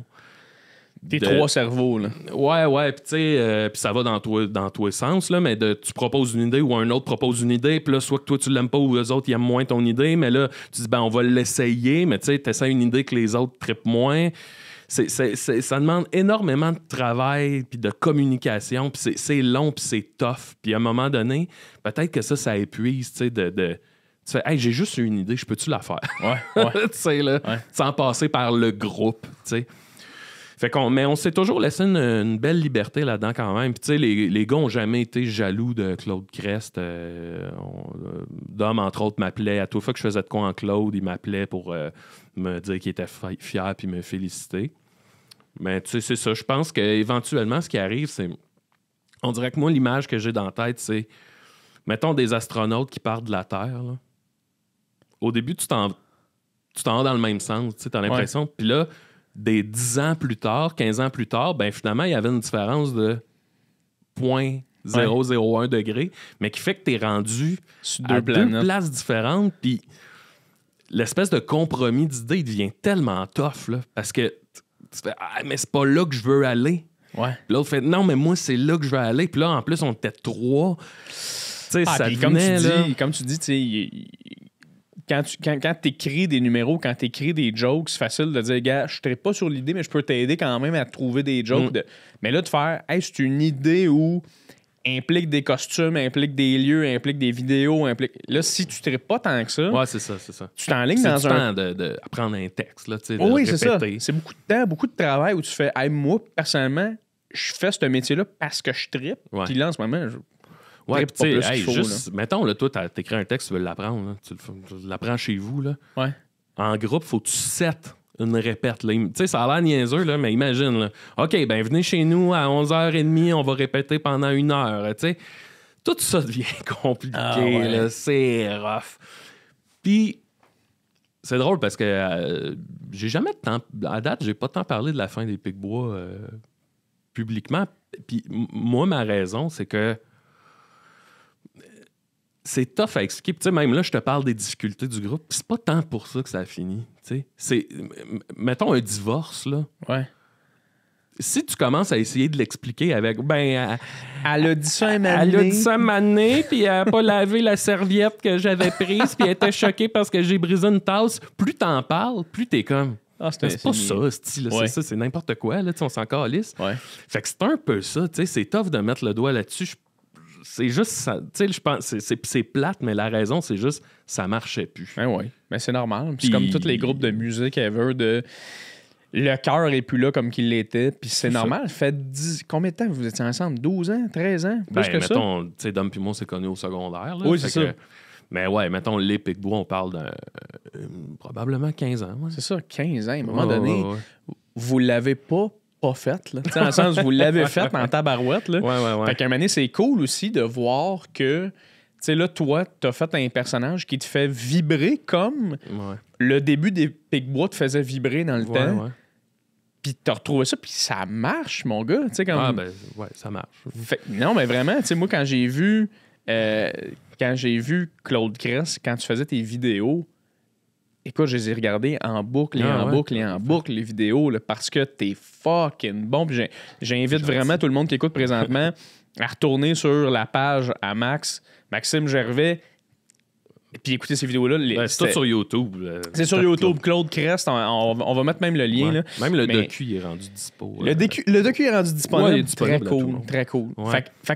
Fait que finalement, tu t'es mis à faire ça. Puis est-ce que tu t'attendais à ce boom-là un peu de « Hey Chris, là, Sébastien Dubé m'écrit, me dit c'est de la bombe. » Ben, Sébastien Dubé, dans le sens, on est dans la même famille humoristique. Fait que tu sais, c'est un honneur. Là, c'est un prince. Là. Moi, mettons, là, maintenant, j'avais annoncé que je voulais faire un documentaire. Puis moi, le documentaire, au début, là, c'était supposé être overall comme mes capsules, mais pendant 1 heure. Là, c'était... oui. Puis bon, à un moment donné, je reçois un texto qui dit « Hey, salut, je travaille avec Philippe Fémiou, puis il arrête pas de me dire qu'il aimerait donc ça participer au docu. » Puis là, j'ai fait « Philippe Fémiou, là, je l'ai jamais croisé. » Je sais même pas c'est qui, Philippe Fémiou. Un animateur de Radio-Canada, en tout cas. Puis là, j'ai fait « Hein? » Là, après ça, rencontre Shirley Theroux. Puis là, elle me dit « Hey, j'aimerais ça. Je serais game de faire un témoignage. » Puis là, Chantal Lamarre, tu sais, quand ça a comme pogné des gens que j'ai jamais rencontrés. Puis là, tu sais, Chris, OK, là, je suis... Tu sais, veux pas, tu te demandes, je suis comme le nouveau Ia Tremblay, là, c'est quoi qui se passe, là? Fait que, ouais, ça, moi, c'est ça. Puis, tu sais, depuis tantôt, je me rends compte, je parle beaucoup de... On dirait que je me valorise beaucoup dans les yeux de « Hey, telle personne a aimé ce que j'ai fait. » Tu comprends ce que je veux dire? Je comprends ce que tu veux dire, mais en même temps, je le vois pas tant comme ça de... Tu sais, je comprends ce que tu fais parce que, je veux dire, ultimement, on fait pas la même affaire, mais on est connexes. Puis il y a quelque chose de vraiment cool de voir quasiment tes idoles dire « Je veux participer à ton projet ». C'est malade en tabarouette, là. Puis j'en parlais en plus hier. Je parlais avec Sylvie Tourigny. Oui. Puis elle me parlait justement du numéro qu'elle avait fait avec les Denis de Relais en Carole un moment donné, à l'école de l'humour. Puis j'y ai posé la question, j'ai dit, y a-tu un moment donné où, pendant le brainstorm, t'as fait « Hey Chris, moi je suis un nobody, là. Je veux dire, moi je suis moi, et là je suis dans un brainstorm avec les Denis de Relais. » Ouais. Tu sais, y a-tu un moment donné où tu fais « Hey, je pense que j'ai pas rapport, tu sais. » Mais je pense que c'est ça que tu dis depuis tantôt, c'est Chris, c'est malade, là. Ben, puis tu sais, je reviens au début de notre discussion sur moi. Encore aujourd'hui, je suis un petit gars de Valleyfield qui se promène en B6 à la rue du Marché. Là. Je te jure, là, main sur le cœur, que moi, je suis encore ça. Fait que quand je me retrouve sur un projet... Cet été, j'ai fait un numéro avec Michel Richard. Là. C'était... tu sais, c'était fou, là. Tout le long, du début à la fin, j'étais là, j'ai pas rapport ici. Puis je me disais juste, profite-en, parce que ça, dans 5 ans, je vais me demander si c'est vraiment arrivé. T'sais. Ben oui. C'est ça qui est cool aussi, c'est que, tu sais, mettons, les nouveaux personnages, tu vas aller ailleurs habituellement. Ouais. Mais là, toi, t'as ramené, dans le fond, ramené les humoristes du passé avec Claude Crest. Ben, ouais, peut-être. Ouais. Non, mais dans le sens que, tu sais, t'es avec Michel Richard, tu sais, t'es avec Yvon dans ton document. Je veux dire, on dirait que ça l'amène, puis tu sais, tu le joues vraiment bien, mais ça l'amène aussi une nostalgie, ton personnage, qui est le fun de, hey, dans ce temps-là, des jokes, t'as des jokes, tu sais. C'était juste... Moi, c'est tout ce que j'aime, la facette que j'aime le plus de Claude, c'est le côté éphémère. Tu peux être la plus grande star du showbiz en 1973. 20 ans plus tard, plus personne se souvient de toi. Là. Ouais. Puis je trouve que moi, ça m'a comme aidé à ramener tout le monde un peu sur le même pied d'égalité. Là. Fait que tu sois aujourd'hui là, n'importe qui est la méga star de l'humour ou de son milieu, tu fais « Hey, mais dans 10 ans, ça va être quelqu'un d'autre. » Puis je pense qu'il faut avoir cette humilité-là de se dire ouais, tu sais, ça marche bien, je me dépasse, mais peut-être que ça te ramène à la base qui est juste hey, donne le meilleur que tu peux, dépasse-toi. Puis juste ça, c'est déjà énorme. Là, puis au pire, là, tu me suis-tu? C'est super clair. Je te suis au bout, puis je sais ce que tu veux dire. Et je trouve que ça peut amener pour des artistes comme nous autres une certaine anxiété de hey, est-ce que je travaille fucking fort pour quelque chose qui va durer 12 secondes? Ouais. T'as-tu cette petite anxiété? Est-ce que tu doutes des fois de des choses? Non, parce que moi, et dans Picbois et aujourd'hui, ça a toujours été la forme d'un marathon. T'sais. Ouais. On a tout le temps comme jogué. Là. OK, ça avance. Puis là, en ce moment, je jogue, je travaille, je fais mes affaires. Fait que l'espèce de 12 secondes de gloire, je pense pas que je vais l'avoir. C'est correct. Okay. Moi, je suis en paix avec ça. Là. OK. Mais je pense que tu l'as eu, cela dit. Là. Sais, avec Claude, ça a quand même été... Ouais, mais pas... Ben oui, mais tu sais, ça a pogné. Mais toi, tu parles pogné, genre pogné, auprès du là. Québec en entier. Là. Ouais, c'est ça. Là, OK. Après ça, le monde. Après ça, c'est ça. À quel moment France. t'as réussi? Tu sais, c'est ça. Ça arrête jamais. Faut... Mais non. C'est ça. Mais je pense faut aussi être conscient de comment les choses évoluent dans notre ère à nous autres, dans le sens, il y a des années où il y avait 3 humoristes, puis ils étaient tous des superstars. Maintenant, on est plein, mais en même temps, on a tous nos petits succès, puis on peut tous vivre de ça. Ouais. C'est ça qui est incroyable, au final. Ouais. Moi, tu sais, pour vrai, là, ma notion du succès, là, ou d'avoir réussi, là, mettons le modèle Daniel Grenier, là, lui, il va aller n'importe où au Québec, puis sa salle va être pleine, le monde va rire en tabarnane, puis tout le monde va être heureux. Ouais. Tu sais, je dans le temps avec les Picbois, puis aujourd'hui, mais tu sais, j'ai ce privilège-là, je pense là, que un peu n'importe où je vais aller, il va y avoir une espèce de noyau de fans qui va se présenter. Puis tu sais, j'haïs le mot fan, là, tu sais, c'est pas... parce que ça met un rapport de tripeux, mettons. Ouais, du monde qui trippe, puis ils vont venir, puis on va avoir du fun, tu sais. Puis pour moi, ça, c'est un énorme privilège de faire « Hey, moi, je fais de quoi, puis les gens, ça leur parle. Ouais. On m'invite ici pour parler de ça, tu sais. Ouais. C'est un grand, grand privilège, là. Vraiment. Je prends rien de ça pour acquis, moi. Ben, il faut pas, parce que, je veux dire, comme tu disais aussi, c'est comme les tripeux sont là pour triper. C'est malade. Il y en aura-tu des nouveaux? Il y en aura-tu qui vont arrêter de triper? Je le sais Ouais, pas, ouais, mais ouais. en ce moment, on est dans cette bulle-là qui avance, puis Ouais. on tripe complètement. Ouais. Puis là, tu as fait un documentaire sur ton personnage qui finalement est devenu plus gros que toi, ce que tu pensais. Comment t'as vécu le documentaire? Ça a-tu été même pour toi quelque chose d'impressionnant? Ouais. Hey, mais je dois lever mon chapeau. Tu sais, l'aspect plus grand, ça vient d'Anthony Hamelin. OK. En fait, à la base, le docu, je devais le faire avec Hakim Gagnon. C'est un réalisateur. Puis moi, j'y avais envoyé ma V1 du texte. Puis là, lui, il l'a lu, il a fait « Hey, c'est bon. Je te propose une autre couche à rajouter. » Puis là, moi, j'écoute son idée à Hakim, puis j'étais comme « Hey, ça brise mon texte. » Puis là, au début, j'étais super réfractaire. Justement parce que là, moi, j'étais en mode j'ai pas envie de défendre mes idées. Ouais, je comprends. Puis là, je pense à son idée, puis je suis comme tabarnak, il a raison. Hostie. Fait que j'écris une V2 de mon docu, je le renvoie à Hakim, puis là, il fait Hey, c'est super bon. On pourrait rajouter ça. Puis là, ça revient briser mon affaire.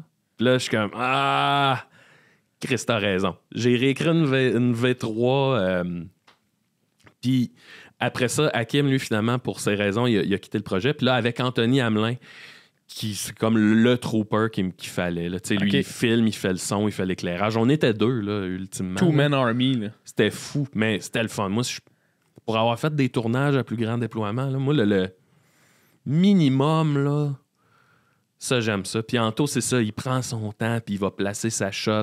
Ça prendra une demi-heure, placer la perruque comme faut, mais on va l'avoir. Là. Ça va être beau.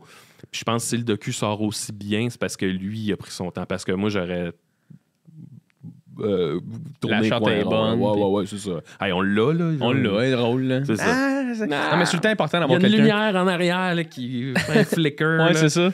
Ouais. Puis c'était comment ta rencontre avec Yvon? Hey, man. Ah, c'est fou, là. Il y a pas longtemps, je prends une bière avec un de mes meilleurs chums, Jake Dion, qui est BDiste. Ça fera un asti de bon invité, pour vrai. Oui. Jake Dion, là, incroyable. Je prends une bière avec, puis lui, il finit par me dire, il dit « Hey, tu sais, moi, je me rends compte en vieillissant, il y a personne que je pourrais rencontrer que je braillerais devant lui, là, tu sais. » Là, j'ai fait « Hey, attends un peu, moi, je venais de rencontrer Yvon. » Fait que là, j'y compte cette histoire-là. Puis en gros, l'histoire avec Yvon, là, c'est que c'est Mike Ward qui a full aidé le docu, là. Il m'appelle, puis il fait « Hey, on pourrait... Yvon vient faire sous-écoute. Je peux rien te promettre. Mais, tu sais, si t'es dans le building en même temps que lui, puis qu'on y propose, il y a des bonnes chances qu'il accepte de faire un petit caméo. » Puis là, moi, tout de suite, là, les jambes molles, puis je suis comme... Tu sais, parce que pour moi, ça, c'est l'approbation. Là. C'est genre, on a gagné. Là. Si t'as Yvon dans le docu sur Claude Crest, qui va me dire que c'est pas legit? Là, non, c'est incroyable. Ouais, quelqu'un qui aime pas ça, c'est correct, là, mais tu fais... Chris, on a Yvon, là. On est allé jusqu'au bout avec ben ça. Oui, là, c'est ça. T'sais. Qui tu veux d'autre, là, tu sais? C'est ça qui est hot de Yvon, c'est pas le numéro 2, là. C'est pas... C'est le GOAT. Nomme-moi quelqu'un au-dessus, là, tu sais, Olivier Guimond, mais Chris, il est mort, là, là. Ah, puis encore là, je veux dire, c'est encore plus... En tout cas, C'est ça, là. Alors, écoute, Yvon, c'était autre chose. Là. Fait que bref, Anto puis moi, on se rend à la date prévue, on se rend au bordel. Puis là, on se fait dire, ben montez dans les loges en haut, eux autres, ils mangent en quelque part. Mais moi, j'ai pas vu ni Mike ni Yvon. Puis là, j'étais avec Anto dans la loge, on est tout seul. T'es-tu costumé? T'es-tu... Non, parce que t'es c'était juste Maxime un... Gervais? Ouais, j'étais en moi. Tu sais, Claude, il est dans le témoignage, il était pas là. Fait que là, on attend 45 minutes. À un moment donné, la porte ouvre, c'est Michel Grenier, il nous voit, puis il fait « Ah, tabarnak! » Puis il ferme la porte. Puis là, je suis comme... Il ferme la porte devant toi? Ouais. Puis là, moi, je regarde Anto, je fais, hey, ça arrivera pas. Là. Ils vont, là, tu sais. Ça arrivera pas. Puis on sait que le podcast, mettons, il est dans 20 minutes. Là. Je suis comme, gars, c'est pas grave. On aura essayé. Puis coudonc. À un moment donné, la porte ouvre, c'est Mike. Puis là, il fait, hey, là, on est en train de manger. Je vais essayer, mais tu sais, là, on a plus bien le temps. Puis le podcast est dans 15 minutes. Fait que, tu sais, ça se peut là, que ça se passe pas, mais je vais essayer. Puis il s'en va. Là, ça fait peut-être 1h30, là, nous autres, qu'on est là. Puis là, à un moment donné, tu sais, au bordel, t'entends le monde monter. Puis là, on entend monter. Puis là, à chaque fois, moi, le cœur, il part. Là. Puis là, la porte ouvre, puis c'est Yvon dans son... Il a son veston rose. Puis là, il rentre, puis il est avec Judy. Puis Judy a fait « Yvon, tu peux t'asseoir là. » Puis là, tout de suite après, il y a genre 20 personnes qui rentrent. Puis là, ça fait signer des cartes, ça fait signer des affaires. Puis moi, Yvon, il est là. Là. Puis là, j'étais avec Anto, puis je suis comme... Il n'y a aucun moyen qu'on... en ce moment, on n'existe même pas. Oui. T'sais. Puis tu veux pas non plus le déranger plus qu'il faut. Il est occupé, puis il y a 85 ans, le monsieur. Là, on va donner notre petite break avec notre documentaire. T'sais. Fait que moi, écoute, ça, c'était fucked à ce moment-là. Yvon, il est là puis t'es comme... J'y crois pas. Qu'est-ce que ça arrivera pas, tu sais. Puis là, Mike finit par nous voir du coin de l'œil, puis il fait « Hey, Yvon, tu sais l'affaire, je t'avais parlé tantôt, là. » Puis là, Yvon, il fait « Ah, ouais. » Puis là, il dit « Ben, c'est eux autres. » Puis là, ils vont « Ben, on le fait. » Et là, Yvon se tourne vers nous autres, puis il vient, puis Anto, il pose son micro, puis il s'assoit, puis il dit... Puis là, je dis à Yvon, « Hey, Yvon, on aimerait juste ça que tu dises le plus grand, c'est Claude Crest. » Puis là, Yvon, il me regarde, puis il dit « Je vais dire que le plus grand, c'est probablement Claude Crest. » Puis là, je suis comme « Ouais, cool. » Puis là, tu sais, on savait qu'on avait une shot. Là. Oui. Le podcast était dans 2 minutes. Là, c'est ça, on le refait pas. Puis il y a plein d'affaires à signer. Puis bon. Fait que là, et action, il y a un hostie de silence. Tout le monde nous regarde. Puis là, il part genre un mini monologue d'1 minute. Puis il explique que dans les années 40, il y avait Gracien Gélina. Puis après ça, il a fallu attendre dans les années 60 là, avec la gang à Yvon. Mais dans les années 50, il n'y avait personne. Puis si ça n'avait pas été de Claude Crest qui a fait le pont, ben peut-être que l'humour serait mort au Québec. Puis là, man, il nous déballe ça, esti. Impossible. Et coupé. Puis là, man, moi, je suis comme... Tu sais, ce qui m'a fasciné, je suis là, à quel point il est target sur ce qu'on fait, esti. Oh, c'est pas... tu sais, il était direct sur le ton. Il t'a suivi, là. Mais même, il m'a pas suivi. Non, mais je moi, veux dire, tu dis ça, t'es comme Chris, il oui, sait moi, j'étais comme, quoi. Voyons donc. Fait que là, écoute, Yvon s'en va, la loge se vide, on se retrouve tout seul avec moi. Moi, je me suis levé, je me souviens, là, je suis comme tombé sur le mur, je me suis à côté, là, les yeux en eau, man. Oh. Tu sais, c'est arrivé, puis là, c'est le silence, c'est l'après. Anto ramasse son stock, et ça a l'air d'un rêve, là. Tout est flou. On sort, on est sur le trottoir. Puis là, on s'en va, puis on est allé virer une hostie de brosse de fou, là. Puis là... Ça sont décalissés. Je me souviens, on était à l'espace public, là, puis moi, je criais, j'étais là « On a gagné, tabarnak! » Hostie! Puis là, j'étais sous, puis je criais, j'étais là « Le monde nous voit comme des calices de perdants, hostie, à l'année longue, calices! » Puis là... On a gagné, tabarnak! Wouh! Puis là, le monde disait que vous avez gagné quoi? Puis j'étais là, je peux pas le dire, mais tabarnak, que c'est hot! Puis là, même des shooters. Hey, je pleure, Max. Alors, on était tellement contents. Puis le lendemain, le lendemain à midi, Mike m'appelle, puis il fait juste dire, puis t'es-tu content? Puis je dis, Mike, man, j'étais encore, je suis shake, esti, tu sais. Puis là, il dit, c'est ça. Moi, Mike m'explique que pendant la semaine, il avait écrit à Yvon pour lui expliquer c'était qui Claude Crest. OK. Puis s'il accepterait de faire un monologue, mais Yvon, il n'a pas répondu. Tu sais, tu dis, Chris, Yvon ne répond pas à ses emails, ça se peut. Là, oui. Fait que, tu sais, Mike avait pris pour acquis qu'Yvon ne l'avait juste pas lu. Puis c'est que pendant le souper, Yvon a dit à Mike, « Hey, j'ai préparé un texte pour ton ami qui fait un documentaire. » Fait que là, Mike m'a dit ça, puis là, je suis comme, attends, là, Yvon, il a écrit. Il a travaillé. Là, c'est pas... Pense-y, là. Attends, là, il a écrit. Yvon a pris genre 30 minutes. A écrit une affaire pour le docu, là, tu sais. Wow, man, c'est fucké, c'est malade. Ouais. J'espère que tu t'es pincé, mon gars, c'est... Hey, c'était une scène. Écoute, tu me l'as raconté, là, mais je sais pas pour toi, Oli, là, mais j'ai des frissons partout, je pleure présentement.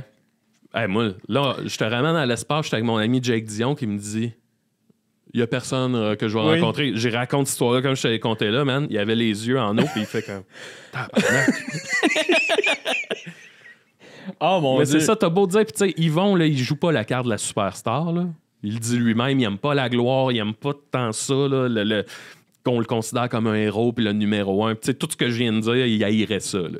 Oui, puis... Mais c'est ça, là. Mais n'importe quel héros le sait pas tant que ça. Ouais, les bons c'est héros, ça, là, c'est ça. puis ils vont, là, je veux dire, il a fait ce qu'il avait à faire, mais quand tu écoutes, mettons, quand tu as suivi ce qu'il faisait, Yvon, là, c'est parti de fuck all, puis c'était pas tant quelque chose de bon ce qu'il faisait au départ. Là. Les gens étaient un peu choqués de.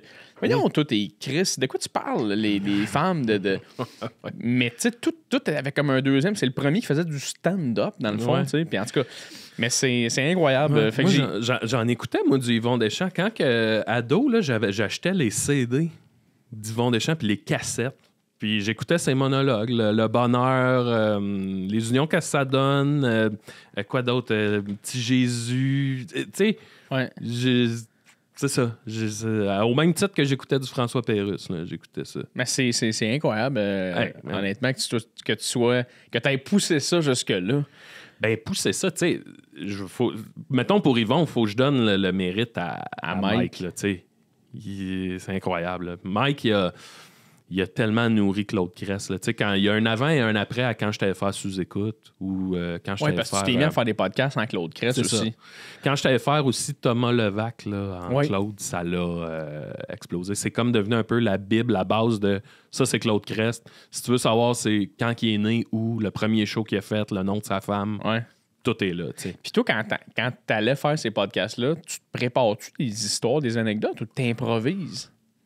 Non, moi, ce que je faisais chez nous, c'est que je travaillais la Bible de Claude Crest. C'est qui ce gars-là? Il y a eu un 3 mois, man, où j'étais en train de virer fou que tout ce que je faisais, j'allais faire l'épicerie puis je savais qu'est-ce que Claude achèterait. Là, c'était ça qui nourrissait. Non, c'était ça. Je vivais tout le temps parallèlement à moi puis Claude, là, mais j'étais en train de le bâtir. C'est très méta, là. Ouais. Tout le temps. C'est quoi son char? C'est quoi le nom de son père? Il y a combien d'enfants? Il y a combien de... Tabarnak, c'était... tout... Tu t'oublies, là. Tout passait. Tout. Puis, je sais plus où je m'en allais avec ça, là, mais... les podcasts de Mike, tu t'es mis à faire des podcasts, t'improvisais-tu? Mettons, la seule affaire qui était pas placée, mais mettons, moi, Thomas m'avait dit hey, j'aimerais ça qu'on parle de la crise d'octobre. OK. J'ai fait OK, mais tu sais, je m'étais rien préparé tant que ça, là. Puis c'est la seule affaire, mais le reste, sous-écoute, tout ça, je me prépare, c'est plus un... C'est comme si je m'entraînais chez nous avant. OK. Je visualisais beaucoup. OK. Parce que, mettons, Claude, à sous-écoute, j'étais arrivé l'image, là, j'avais un peu le couteau dans les dents. Je savais que c'était... Faut que je le donne. Faut que tu le selles. Puis le pauvre Mathieu Cyr qui est à côté. Oh mon Dieu, t'es avec Mathieu Cyr? Pauvre Mathieu Cyr qui est à côté, qui se rend compte dans les 5 premières minutes que, ça va... Ça pour lui, moi, il a été bon joueur, là, Mathieu, là. Ah, il faut, là. Tu peux pas essayer de compter tes affaires à toi quand lui, là. Faut que ça tourne autour de ça, là. C'est ça, c'est que je me sentais mal pour lui, tu sais, évidemment, parce que Chris, tu vas faire sous-écoute puis tu places pas un hostie de mot parce que le gars avec la perruque... Tu sais que tu reviens dans 6 mois, t'es comme, bah... Ouais, c'est ça. Mais en même temps, ça fait un crise de show. Ouais, mais tu sais, je savais que... On dirait que j'avais pas le choix d'y aller à fond, là. Tu sais, tu peux pas... C'est cool. C'est cool, Max. Je suis content pour toi. Puis tu mérites tout ça. J'étais un gars qui me fait vraiment excessivement rire. Ouais. Puis je me demande, le podcast tire à sa fin. Je me demande, what's next? C'est quoi les prochaines choses pour toi? J'ai commencé depuis en fait, depuis la fin des Picbois, j'ai commencé à faire du stand-up classique. Oh! C'est la première fois de ma vie que je fais ça. Moi-même sur une scène. Nice. Je savais même pas j'étais qui. Finalement, je me suis rendu compte que tous ces podcasts-là m'ont aidé à trouver... Ton comique? Ouais, mon clown de scène, j'ai réussi à le trouver. Entre autres avec Décideret, qui est le podcast que je fais à Twistman. Fait que j'ai commencé à faire ça, puis honnêtement, ça va bien. J'ai full de fun. Puis là, ce que je fais, c'est que je prépare mon premier show solo, puis qui va être un mélange de stand-up et de personnages. Fait que, Claude va être là, il va y avoir James, le trappeur urbain. Tous mes personnages vont être là. Puis c'est pas mal ça, tu sais. J'essaie d'amener ma même folie, mais dans le stand-up. Malade. Puis je découvre une liberté. Là, en ce moment, c'est ça, je suis assoiffé de liberté, là, puis d'essayer des trucs Tu sais, je me rends compte, mettons, en personnage, c'est que le personnage t'amène la liberté de... Claude a sa musique, Claude a sa manière de livrer un punch. Ouais. James a sa musique à lui, il livre ses affaires à sa manière, il a son vocabulaire. Fait que pour moi, ça, c'était la liberté dans le temps. Puis là, avec le stand-up, j'ai découvert, Chris, tu peux aller où tu veux. Ah, c'est fou. Fait que c'est deux terrains de jeu complètement différents, mais vraiment cool. C'est cool, tu t'es vraiment ouvert des portes, je trouve, de... Ouais. T'as le goût de t'amuser, t'as le goût de triper, t'es à la bonne place. Ouais. Je veux dire, bravo, chapeau. Merci. À soir, je m'en vais, j'ai déjà fait le bordel, mais là, à soir, je m'en vais la première fois en stand-up au bordel. Ah ouais? Sur le vrai show. Là, sur le show régulier. Je suis comme, aïe, c'est bien esti. nice. Fait que là, je suis comme primé pour ça, tu sais. C'est cool. Je redécouvre mon métier, c'est super le fun. Ah, je suis très bien raide. Ouais. Merci, Max. Hey, merci à toi, hein. C'est super le fun. Puis on apprend à se connaître nous-mêmes. Oui. Dans ces podcasts-là, c'est le fun. On voyage beaucoup. T'es bien super d'être venu. Merci beaucoup. Merci. Puis allez voir son documentaire La Balloune, si je me trompe pas. La Balloune. Qui est rendu disponible maintenant. Fait que allez voir ça tout le monde. Mais Oui. merci beaucoup, Max. Ah, merci, c'est gentil. Ça a été le fun.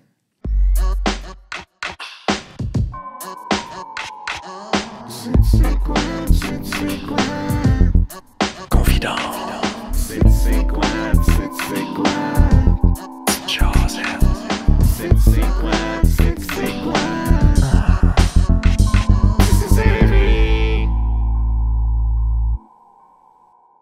Donc, c'est ce qui m'a fait au podcast. Merci énormément d'avoir été là, tout le monde. Man, allez suivre Maxime Gervais, allez écouter son podcast, La Balloune. Pas son podcast, excuse-moi, son documentaire La Balloune avec Claude Crest. Justement pour le moment avec Yvon Deschamps à la fin. Vous allez capoter bien raide. Allez suivre Maxime sur toutes les plateformes que vous pouvez. Maxime Gervais. Je vais mettre les liens en commentaire dans la description. Il y a son podcast des Sidérés. Il est sur le podcast Tout le monde gagne avec Joe Cormier aussi assez souvent. Allez voir ça, mais tu sais, restez sur le podcast quand même. Ça, c'est quand même on est quand même une compétition, mais restez sur le podcast. Mais gars, comment je suis fin, je dis aux gens, allez voir d'autres podcasts. C'est important. On s'en crise dans le fond. Si que le monde fasse ce qu'il veut, vous allez revenir. Je le sais, je vous connais. Vous allez revenir, mes estis. Ça a été le fun, puis il y a une question que j'aurais voulu lui poser, que j'ai pas posée à Max, et je vais vous lancer là-dessus. La question, c'est est-ce que tu recommanderais encore à des humoristes de faire d'être en groupe? Puis j'ai pas posé la question parce que finalement, on est rentré dans d'autres sujets. Mais c'est vraiment quelque chose qui me titillait parce que pour de vrai, ça a l'air tellement difficile d'être dans un groupe en humour ou en chanson ou peu importe, mais en humour, vous comprenez pas à quel point on ne fait pas de cash. Tu sais, dans le sens où vous le savez qu'on fait pas d'argent avec ça. Mais je veux dire, vous avez aucune idée de le nombre de shows, de routes qu'on fait pour des peanuts, mais on le fait pour devenir meilleur. Puis je trouve ça juste drôle à quel point il y a des gens qui découvrent. Tu vas aux Oliviers, puis c'est comme découverte de l'année telle personne, mais ça fait déjà 15 ans qu'elle fait ça, tu comprends? Fait que c'est juste drôle de voir à quel point, quand tu es dans ce milieu-là, après ça, tu réalises que c'est tellement de travail, c'est tellement de sacrifices. Mais c'est tellement beau, c'est tellement le fun. C'est ma passion, fait que je trippe bien raide. Mais ça a l'air tough de... Imagine, tu fais un show, tu fais de la route, tu fais 3 heures de route pour 150$, ça te coûte 80$ de gaz, il te reste rien dans tes poches quasiment parce que faut que tu manges au McDo en y allant. Mais là, t'es 3 personnes, donc tu te splits le 30$ qui reste, tu t'en vas à Québec pour 10$. Comme... Ça n'a pas de bon sens. Ça n'a pas de bon sens. Fait que c'est vraiment cool qu'eux aient juste réussi à le faire, que des groupes qui aient juste réussi à vivre de ça ensemble. C'est hâte de voir aussi que Max a décidé de partir à son compte et finalement que ça fonctionne au bout. Et ça fonctionne pour les 3 gars aussi qui font leurs affaires. Fait que je suis vraiment content pour les Picbois. Je suis content pour Maxime Gervais. Et Chris, je suis content finalement. Aujourd'hui, là, je suis vraiment content. Fait que c'est ce qui m'a fait au podcast. J'espère que tu aimes les discussions. J'essaie de t'amener des gens qui m'intéressent et que j'aime beaucoup. Fait qu'il y en a beaucoup qui s'en viennent. J'ai beaucoup d'invités qui sont bookés. J'ai dit beaucoup souvent, là, mais vous allez aimer ça. Vous allez aimer les discussions. Et on travaille sur des personnes qui sont dures à avoir. Fait que reste à l'affût. Reste au courant de ce qui se passe. Le podcast-là, il n'arrêtera pas, la gang. Tant aussi longtemps que je te cite, il existera. Il va exister. Please God, s'il vous plaît, si si tu aimes le podcast et que tu veux continuer à m'encourager encore plus, viens voir un spectacle. C'est ce que je fais dans la vie. Je suis humoriste à la base. C'est ce que je fais. Et j'aimerais gagner ma vie rien qu'en faisant ça. Le podcast, je suis complètement tripeux de podcast. Mais si tu veux venir me voir en show au Terminal, c'est une petite place, c'est un petit comedy club de comme 80 places. Viens me voir là. J'ai un bon show, je veux le capter, je veux le coller sur Internet, puis après ça, on passe à d'autres choses. Fait que j'ai besoin que tu viennes m'aider à travailler ce show-là. J'ai 3 représentations. Je vais en filmer 2 de ces 3-là. Fait que la première, c'est le 11 mars. J'aimerais que tu sois là. Fait que clique sur le lien que je mets dans la description ou va sur le site du terminal comedyclub.com.ca et achète des billets. Oh, c'est 15 $, je pense. C'est 15 $. J'ai une première partie et c'est 1 heure de moi qui raconte mes 2 dernières années. Fait que viens. Je vais complètement triper que tu sois là. Et n'hésite pas à t'abonner au Patreon aussi si jamais tu vas avoir du contenu exclusif. aka épisode d'avance, Jay en famille. Va écouter l'épisode avec Charles-Antoine Desgranges, Charles Pellerin et Simon Boisvert. Tu vas triper, je pense. Si tu veux vraiment apprendre à me connaître, c'est vraiment la place où je suis le plus moi-même. Fait que vas-y, à 100%. Sinon, merci beaucoup tout le monde d'avoir été là, encore une fois, au podcast Tissé Serré. J'espère que vous allez revenir nous voir. J'espère que vous allez encore plus découvrir des discussions qu'on a qui ressemblent beaucoup à des discussions sur le bord du feu un peu batté. Fait que merci beaucoup d'être là. Et on se revoit dans un autre épisode. Ciao, ciao!